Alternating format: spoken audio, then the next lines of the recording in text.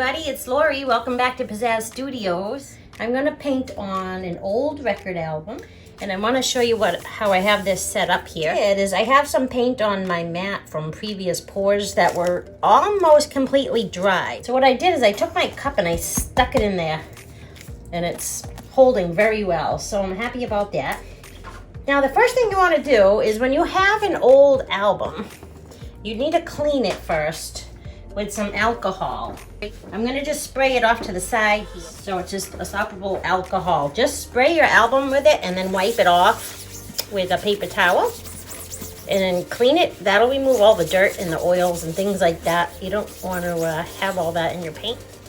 And this will make it nice and clean and make your paint adhere to it very nicely. So if you can see that, you can see how much dirt and grime actually just came off of that. That was just one side.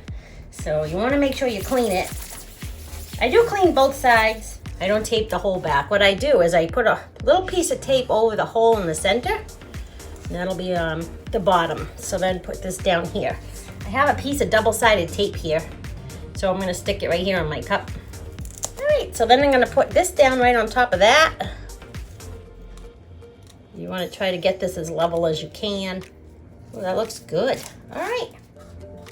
And I have some paints here that I'm just going to pour in a cup, and then I'm going to pour down on the album. Some white down here first.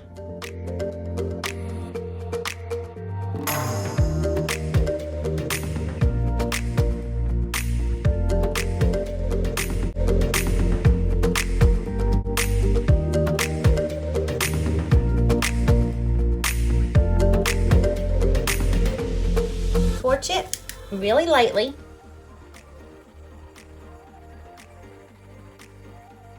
You don't want to hold it too close, and you don't want to torch it for too long because it is a vinyl record. If you over torch, obviously you risk the warping of your album. I'll leave all the paints, the colors that I've used down in the description box for you.